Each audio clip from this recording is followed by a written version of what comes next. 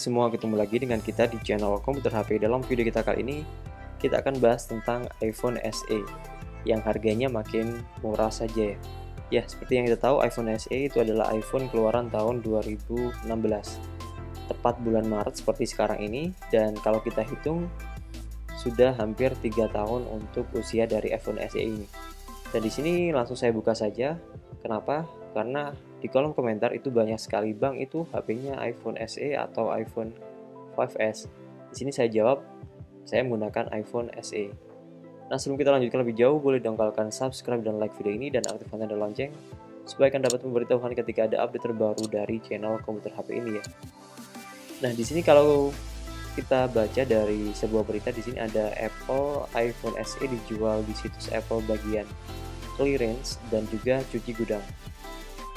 Jadi Apple sendiri sudah melakukan yang namanya cuci gudang karena iPhone 6, 6s dan juga SE itu sudah discontinue dan sudah tidak diproduksi lagi oleh Apple. Sehingga sudah banyak yang sudah tidak menjual produk ini. Kalaupun ada, itu jarang sekali di Indonesia ya. Untuk mencari iPhone 6s kemudian SE kondisi baru itu sangat susah sekali. Rata-rata untuk iPhone SE, iPhone 6, 6s itu rata-rata yang dijual di pasaran adalah HP second. Jadi pihak kedua atau tangan kedua dari orang lain. Rata-rata yang dijual baru adalah yang refurbished. Jarang sekali saya menemukan yang masih garansi Apple untuk iPhone 6s dan juga SE. Ya, kalaupun ada sih jarang banget bisa kita temui. Dan itu pun harganya biasanya agak mahal. Karena barangnya langka dan banyak yang nyari, tentu harga iPhone tersebut bakal dinaikkan oleh penjualnya. Padahal di luar negeri sendiri, Apple sendiri memberikan harga yang cukup murah untuk iPhone SE ini. Untuk iPhone SE ini sendiri untuk kapasitas 32 GB dijual dengan harga 3,4 jutaan. Sedangkan untuk iPhone SE yang 128 GB dijual dengan harga 4,2 jutaan saja. Itu sangat jauh dibandingkan kalau pada saat iPhone SE dirilis tahun 2016. Harganya sangat jatuh banget. Toh karena ya iPhone SE sendiri sudah berumur lumayan lama, yaitu sekitar 3 tahunan. Berbeda dengan iPhone 5S yang kalau sekarang ini bisa dibilang usianya sudah hampir 6 tahun. Karena iPhone 5S sendiri dirilis tahun 2013, sedangkan iPhone SE dirilis tahun 2016. Meskipun bodinya sama, tapi spesifikasi dan juga RAM-nya berbeda. Tentu bakalan dari segi performa juga berbeda ya.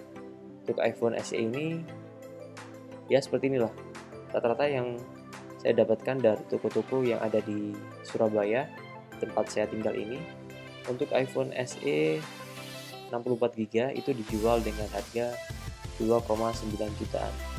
Itu adalah iPhone SE yang masih mulus dan juga masih bagus. Dapatkan headset serta kabel charger yang masih original.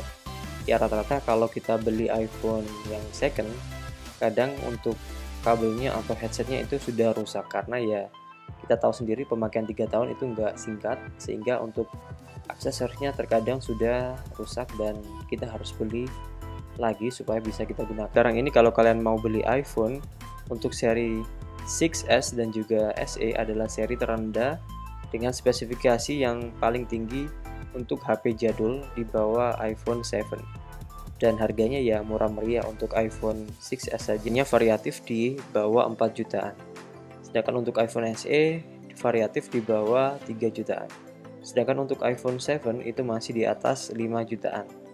Untuk seri yang 128 GB, sedangkan untuk seri yang 32 GB itu sudah hampir bisa dikatakan hanya 4 juta lebih sedikit.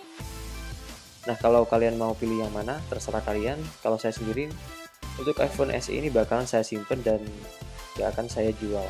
Karena enak banget dan sebagai kenang-kenangan saja. Mungkin kalau nanti ada uang lebih, saya bakalan beli iPhone baru, dan iPhone SE ini bakalan saya lakukan untuk jailbreak iOS-nya. Ya, kenapa?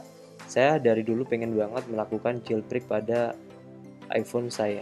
Karena di jailbreak kita bisa melakukan customisasi dan lain sebagainya sesuai dengan keinginan kita.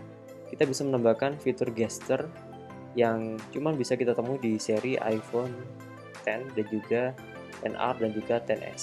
Padahal di iPhone SE ataupun iPhone 5s ataupun iPhone 6 itu bisa kita lakukan jailbreak dan kita bisa mengotak-atik OS iOS itu sendiri, sehingga kita bisa melakukan kustomisasi pada tampilan ataupun gesture atau semacamnya pada iPhone yang kita gunakan ini. Misalkan iPhone 6, 6s, kemudian iPhone SE ini bisa kita lakukan jailbreak supaya lebih bebas kita gunakan ya. Dan juga kalau kita gunakan bisa lebih responsif dibandingkan pada saat menggunakan iOS versi bawaan atau original.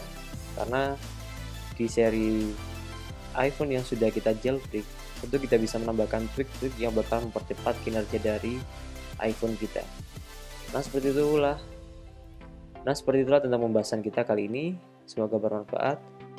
Kita tunggu saja iOS 13 bakal dukung iPhone 6 juga SE atau tidak. Oke, sampai jumpa di video selanjutnya.